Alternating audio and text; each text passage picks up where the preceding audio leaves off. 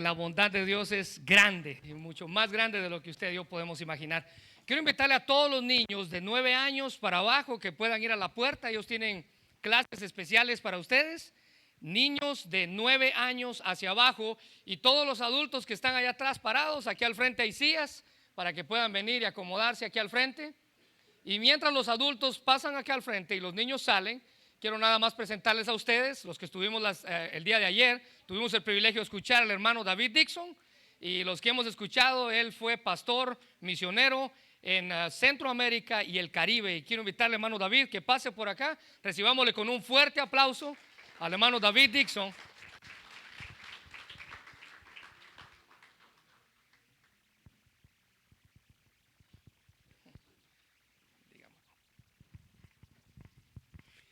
Bueno, nuevamente iglesia, felicidades por 21 años, imagínense, qué bendición de Dios que le haya dejado ministrar por tantos años. Espero que puedan seguir ministrando por muchos años más. Yo creo que todos nos damos cuenta que la obra que ha crecido más y está creciendo más en los Estados Unidos en estos años es la obra hispana en las iglesias, y creo que esto va a seguir, y creo que debe de seguir, porque ahora la cantidad el segmento de los hispanos en los Estados Unidos va creciendo de año en año, y hay que ministrar a estos hermanos. Hermanos, ahora yo quiero hablar sobre una parábola. Creo que es la parábola más impactante del Nuevo Testamento. Ha sido mi privilegio predicar de este pasaje en una cárcel enorme en Ghana, África. He predicado sobre este pasaje en una cárcel grande en El Salvador. He predicado de este pasaje en muchas iglesias de Centroamérica, Suramérica y el Caribe. Y la razón por qué me encanta tanto predicar de este pasaje es, como le digo, porque creo que es la parábola más impactante que Jesús dio. Ahora, cuando decimos parábola, ojalá que todos entiendan qué significa la palabra parábola. Y la definición más corta y más clara que yo he oído jamás de lo que es una parábola es una historia terrenal con significado celestial. En esta parábola, y si quieren pueden buscar Lucas capítulo 15, en esta parábola, lo que el padre de la parábola representa nuestro Padre Celestial. Y es importante entender que Jesús no simplemente está contando una historia para entretenernos, sino está dando una historia para enseñarnos unas verdades eternas y profundas. Y entonces hay que tomar esto en mente mientras que estudiamos la parábola que incluso se le ha dado su propio nombre, la parábola del hijo pródigo. Y vamos a leer en Lucas capítulo 15, comenzando con versículo 11. También dijo: un hombre tenía 2 hijos, y el menor de ellos dijo a su padre: Padre, dame la parte de los bienes que me corresponde, y les repartió los bienes. No muchos días después, juntándolo todo, el hijo menor se fue lejos a una provincia apartada y ahí desperdició sus bienes viviendo perdidamente. Y cuando todo lo hubo gastado, vino una gran hambre en aquella provincia y comenzó a faltarle. Y fue y se arrimó a uno de los ciudadanos de aquella tierra, el cual le envió a su hacienda para que apacentase cerdos. Y deseaba llenar su vientre de las algarrobas que comían los cerdos, pero nadie le daba.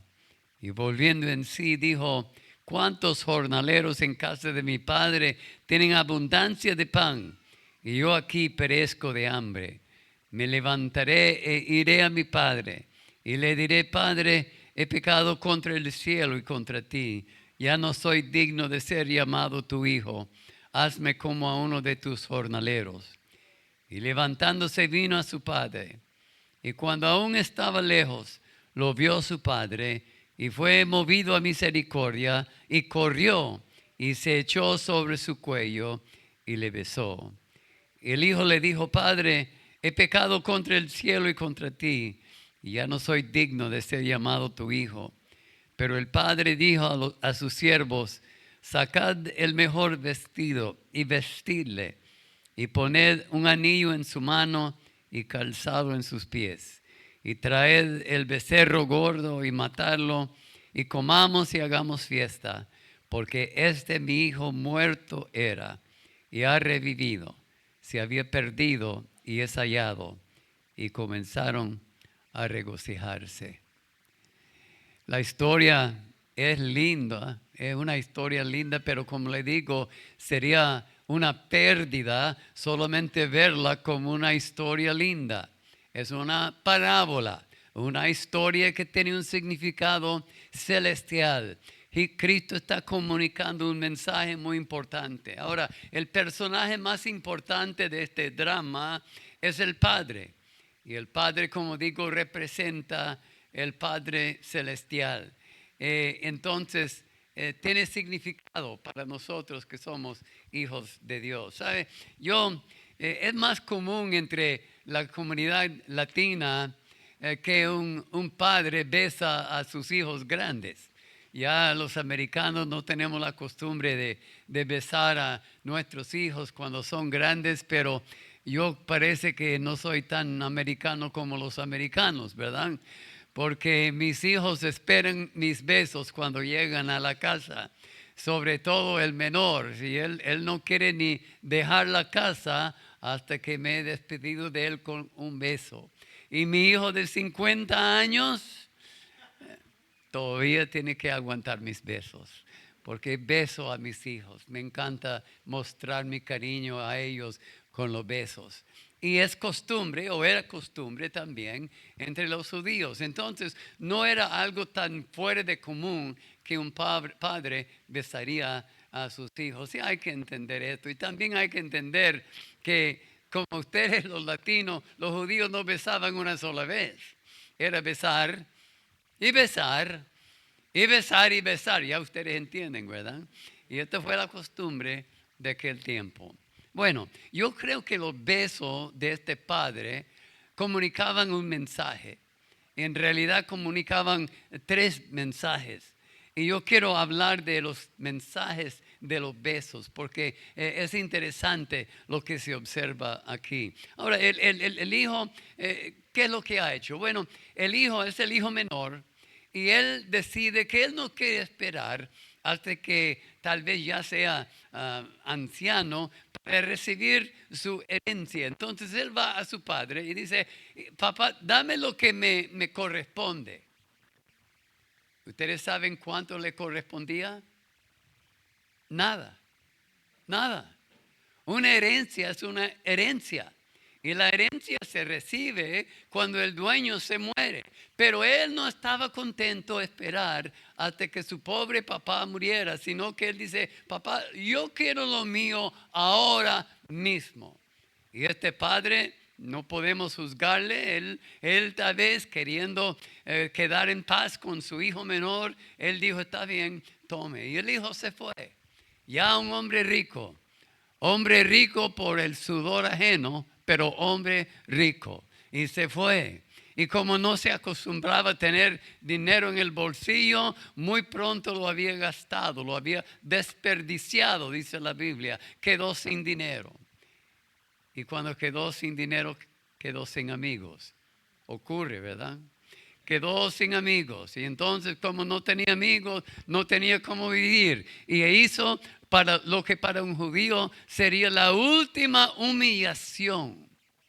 Porque acuérdense que el cerdo para el judío es un animal inmundo.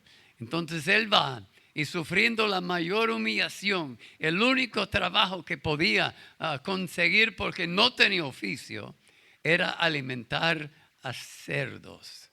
Y ahí está él, sufriendo de hambre, alimentando a cerdos, sufriendo la humillación, cuando llega un momento y él dice, ¿qué estoy pensando? El jornalero en la casa de mi padre es mejor que yo. Por lo menos tiene comida. Por lo menos tiene donde acostar la cabeza. Por lo menos él no tiene que levantarse cada mañana pensando en lo que va a comer. Y él dice, voy a mi padre. Pues antes de el beso, el primer beso del padre, hubo cambios en la vida de este hijo menor. Él había considerado su situación, había considerado sus opciones y había tomado una decisión. Y la decisión no quedó solamente mental, sino se convirtió en hechos. ¿Sabe? Muchas veces tomamos decisiones en la mente que nunca llegan a ser hechos. Muchas veces en la iglesia un sermón nos toca y decimos, wow, yo voy a hacer esto, o yo voy a tomar esta decisión, o yo voy a cambiar esto, o pero queda en la mente y no resulta en hechos. Pero en el caso de este hombre, lo que era mental se convirtió en hechos. Entonces él comienza el agonizante viaje de regreso a casa. Además de los besos que ya van a venir, hay otros detalles en esta historia que nos hablan acerca de la actitud del padre. Y antes de que él llega a su papá y antes de que él recibe los besos del papá, yo quisiera que observemos un momento al padre. Dice la Biblia que cuando este hijo, este mal hijo, este hijo que había gastado lo que el padre había ganado con el sudor de su frente, lo que el papá le había dado aunque no lo merecía, este padre, dice la Biblia, cuando le vio de lejos,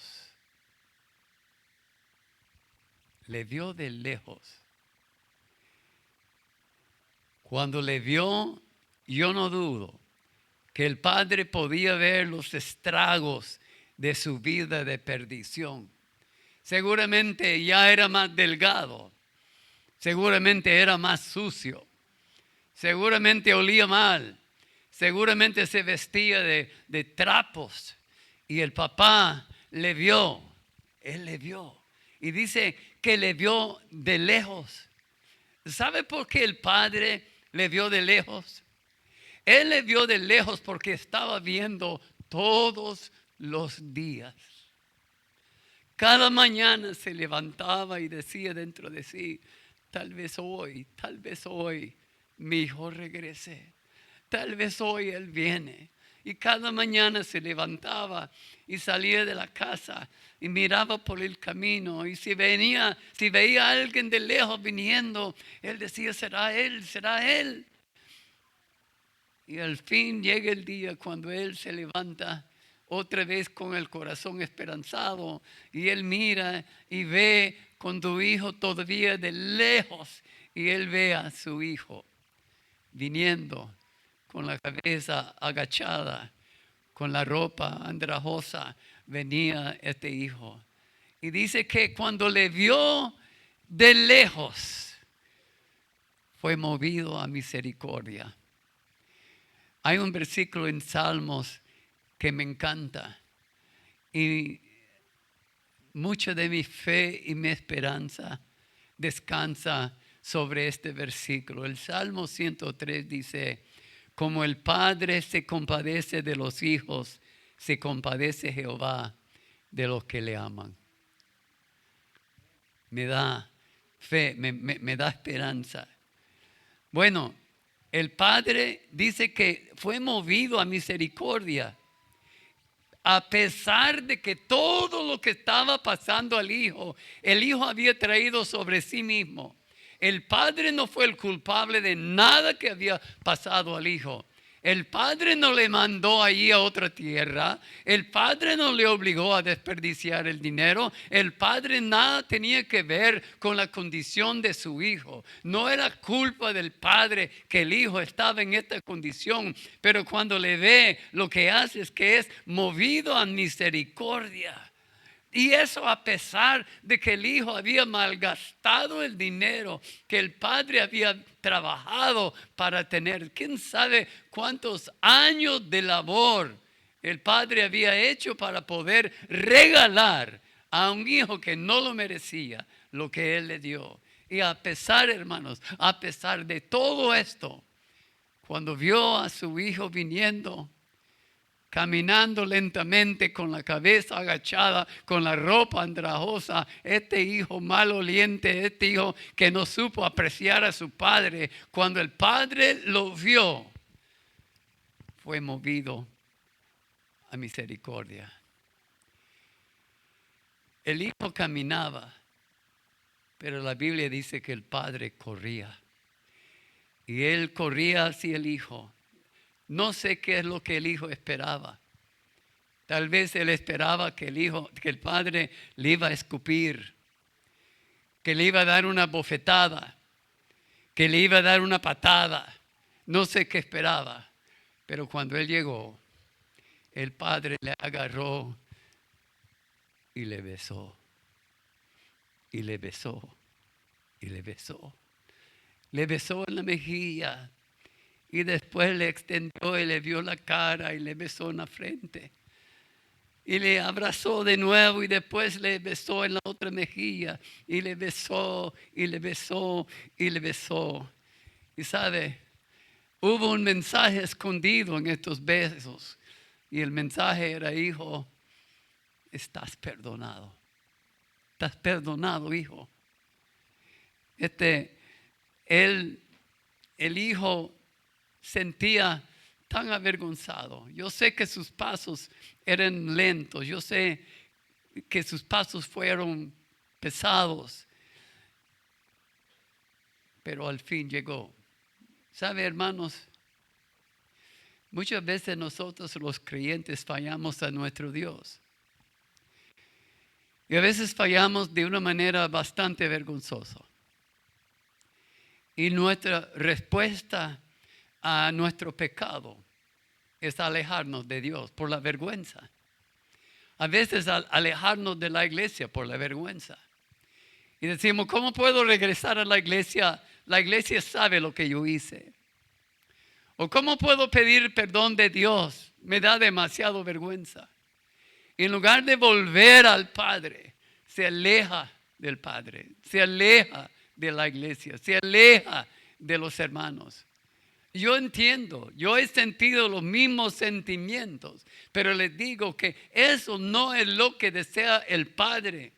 Aún Dios sigue amando al hijo que ha sido desobediente, el hijo que ha fallado, el hijo que agacha la cabeza en vergüenza por la manera que ha fallado a Dios y a su iglesia y a su familia y a sus padres y a su esposa y a su esposo. Pero Dios dice: yo te recibo y te recibo con besos. Y esta es la respuesta que Él quiere. Hermanos, ¿cuánto me gustaría decirles que al recibir a Cristo ya las tentaciones terminan? Al recibir a Cristo ya no hay más fracasos morales. Al recibir a Cristo ya no es una batalla, sí, ya todo es suave. Pero si yo les dijera esto, estaría mintiendo. Y como vuelvo a decir, de vez en cuando, aunque no quisiéramos, fallamos. Y tenemos dos opciones: o podemos quedarnos entre los cerdos, o podemos volver a Dios y decirle: Padre, perdóname. Y aquí usted dice: pero hermano David, usted no sabe, mi fracaso no ha sido pequeño. Y la vergüenza que siento es muy profunda. Y yo le digo, hermano, aunque tenga que llegar caminando lentamente con la cabeza agachada, hay que volver a Dios. Y si no puedes ir caminando, entonces vaya gateando. Y si no puedes ir gateando, váyase arrastrándote, pero vuelve a Él, porque Él está dispuesto a perdonarte. Y este es el primer mensaje, lo que Dios quiere que entendamos de esta historia. Él está con los brazos abiertos, deseoso de perdonarnos. Pero yo creo que hay otro mensaje en los besos. El hijo Yo creo que él entendía el mensaje de perdón, pero aparentemente no había entendido el segundo mensaje de los besos de su padre.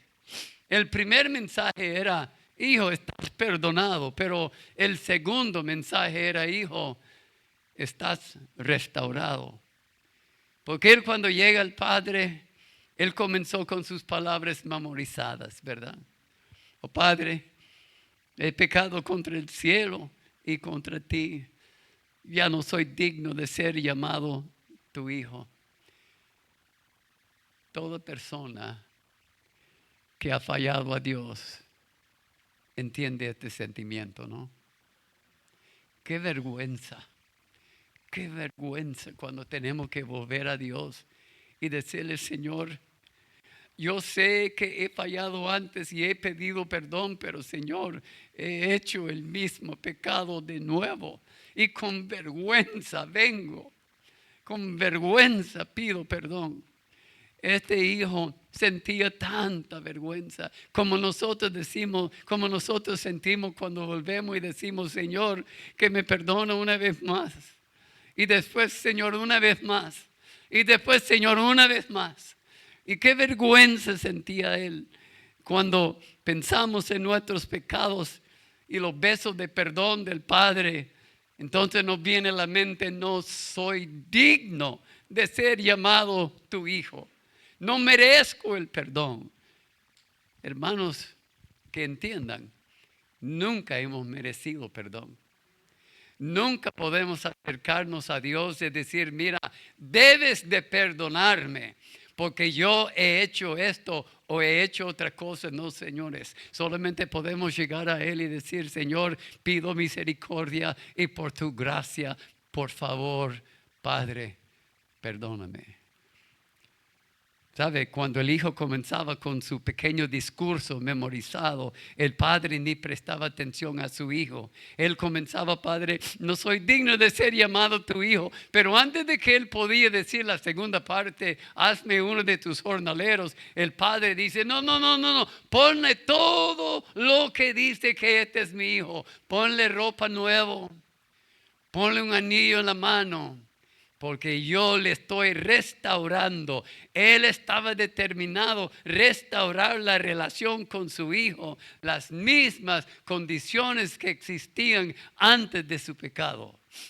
¿Ustedes entienden que esto es lo que Dios quiere para nosotros?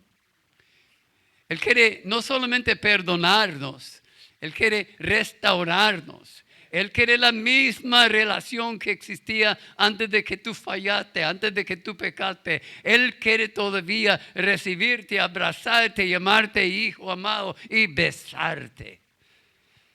Como el padre seguía besando a este hijo. Los besos decían: hijo, estás perdonado, hijo, estás restaurado, hijo, el pasado está olvidado, hijo, ven. Él no lo esperaba. Él creía que sería un gran favor si el padre le hiciera simplemente un jornalero. Él decía: ojalá Dios quiera que Él pueda perdonarme al punto de hacerme un jornalero. Imagínese su sorpresa cuando el padre le puso el anillo en el dedo, que era el símbolo de un hijo. Pero es importante, hermanos, reconocer las limitaciones de la restauración. La relación padre-hijo podía ser restaurada. Los besos lo decían, ¿verdad? Pero los meses perdidos, los años perdidos, no podían ser restaurados. Su salud, tal vez con el tiempo podía ser restaurado, pero no sería inmediato. El que se dedica al vicio del alcohol puede ser perdonado, pero no significa que su cuerpo se va a recuperar por completo. Pues la restauración es espiritual, pero hay que recordar que muchas veces los estragos, los efectos de nuestro pecado se quedan. El padre no podía restaurar la relación del hijo con su hermano mayor. La Biblia yo no lo leí, pero el hijo mayor estaba ofendido que su hermano estaría recibido como que nada. Y muchas veces los hermanos que hayan fallado vuelven al Señor y Dios les restaura, pero todavía tienen una familia rota. Todavía tienen hijos que no quieren ver su cara. Todavía tienen pareja que no quiere que estén juntos. Pero la restauración con el Padre provee la posibilidad de la restauración en otras áreas. Cuando uno ha restaurado su relación con el Padre, entonces las otras relaciones pueden ser restauradas. Entonces, este hijo podía luchar ahora porque el padre le había restaurado. Él podía comenzar a luchar para restaurar la relación con su hermano y con otros que él había ofendido cuando él había fallado. Con el apoyo de su padre podía restaurar su salud, ¿verdad? Entonces, entiendo yo que los besos de este padre tenían un segundo mensaje. El segundo mensaje era: hijo, estás restaurado. Pero hay algo que ocurre aquí después de esto que me parece a primera vista un poco extraño. Porque después la Biblia dice que el padre insistió en que tenían que hacer fiesta. Y no se ve este gozo reflejado en el hijo. Parece que el padre es más alegre que el hijo. Que el padre siente más gozo que el hijo. Y eso se debe al tercer mensaje de los besos. Yo creo que el hijo entendía que cuando el padre le besaba, él estaba diciendo: hijo, tú estás perdonado. Y yo creo que cuando le pusieron zapatos y ropa y anillo, el hijo entendía que el padre le estaba restaurando. Pero había un tercer mensaje que yo no estoy seguro que el hijo entendía, pero el padre sí. Porque en este momento el gozo del padre sobrepasa el gozo del hijo. El padre sabía algo que tal vez el hijo todavía no sabía. Él dijo: vamos a hacer fiesta. ¿Sabe por qué? Porque el muerto está vivo. El perdido es hallado. ¿Sabe? El tercer mensaje de los besos, el primero era: estás perdonado. Estás restaurado. Pero el tercero era: vas a ser transformado. El verdadero arrepentimiento tiene un poder transformador, hermanos. Cuando una persona se arrepiente de veras, cuando una persona llega al Señor y cae a sus pies y pide perdón y Dios le perdona, esto tiene un poder para transformar vidas. Y usted no sabe lo que Dios va a hacer. Y este padre estaba pensando: ¿quién sabe lo que Dios va a hacer? Va a ser algo lindo lo que Él va a hacer con mi hijo. El hijo no lo entendía, ¿verdad? El hijo no lo entendía, pero el padre sí. Y él decía: hagamos fiesta. Hagamos fiesta, hermano. Yo estoy atónito por lo que Dios ha hecho en mi vida. Yo vengo de una familia no muy... Bueno, yo no voy a ser no muy rico porque esto es exagerar. Mejor voy a decir no tan pobre, ¿verdad? Mi abuela paterna tenía 15 hijos. Mi papá era uno de 14 o 15 hermanos. Y yo jamás hubiera pensado que Dios me permitiría visitar cosas de 30 países, predicar en la mayoría de ellos. Yo digo: wow, pero qué cosa lo que hace Dios. ¿Ustedes entienden lo que Dios puede hacer con uno? No, yo soy don nadie. El que está aquí frente a ustedes, yo soy la definición de don nadie. En mi familia no hay poderosos, no hay políticos, no hay médicos, no hay grandes. Yo fui el primero de casi 50 primos que se graduó de la universidad. No somos una familia conocida. Pero Dios me ha permitido hacer cosas que hubieran sido simplemente un sueño mío. No hay que subestimar el poder del Evangelio de transformar vidas, aun del peor pecador, ¿verdad? Porque verdadero arrepentimiento transforma una lengua criticona, vulgar, chismosa, en una que alaba a Dios y edifica a los hermanos. El verdadero arrepentimiento transforma una vida esclavizada por los vicios a una vida sometida al señorío de Cristo. Verdadero arrepentimiento transforma un hogar que es un campo de batalla en un pedazo del cielo en la tierra. Esto es lo que hace el poder del Evangelio, el poder de arrepentimiento.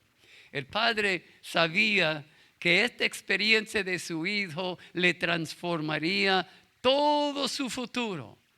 Tal vez el hijo no lo entendía todavía. El padre sí, él decía, hagamos fiesta porque quién sabe qué va a hacer Dios con mi hijo. Tal vez el hijo no lo entendía. El padre todavía le está besando porque, como le dije, los judíos son como latinos, besan y besan y besan. Y el padre todavía le está besando. Y yo me imagino que el hijo le dice, padre, mi pasado me avergüenza. Y el padre dice, hijo, tu pasado está perdonado. El hijo dice, pero papá, mi presente me desanima. Y él dice, pero estás restaurado. Y él dice, papá, pero mi futuro me asusta. Él dice, hijo, vas a ser transformado. Pues el tercer mensaje de los besos es, Dios desea transformarte. Qué dulces son los besos de un padre, ¿no? Con qué cariño recibimos los besos de papá. Entonces, déjame preguntarles algo. Tal vez hay alguien aquí que ha entendido mejor que otros el mensaje de esta parábola. ¿Estás seguro que es creyente? ¿Estás seguro que al morir se va al cielo? Pero has fallado a Dios y no sabe exactamente en qué estás. Pues sabe, ven a Cristo, ven a Dios. Él le va a transformar, Él le va a perdonar, Él le va a recibir. Si estás vacilando todavía, no puede ser por el Padre. No puede ser por el Padre. Si estás con miedo, no puede ser por el Padre. Imposible por el Padre. Si está todavía con el peso y la vergüenza de sus pecados, no puede ser por el Padre. El Padre quiere recibirte. ¿Qué privilegio tengo yo hoy de que en nombre del Padre yo puedo decir, ven, ven? Si es un creyente que necesita reconciliarse con Dios y comenzar de nuevo, este es el día cuando lo debe de hacer. En este aniversario, en este momento, puede comenzar con una vida transformada. Si usted nunca ha recibido a Cristo como Salvador, lo mismo. Este puede ser el primer día de tu transformación.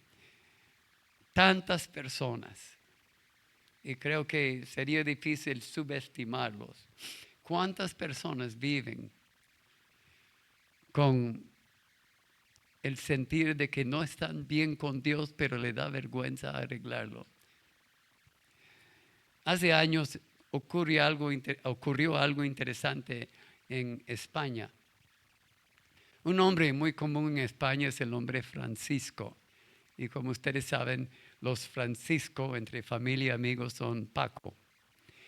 Y en un periódico prominente de Madrid, hubo un corto mensaje que alguien había pagado para poner ahí en el periódico. Decía, Paco, todo está perdonado. Encuéntreme en el Parque Central el domingo.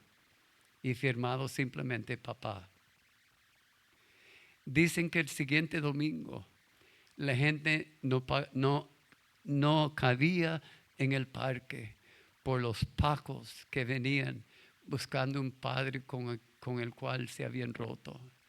Hermanos, creo que desgraciadamente esta es la condición de muchos hermanos.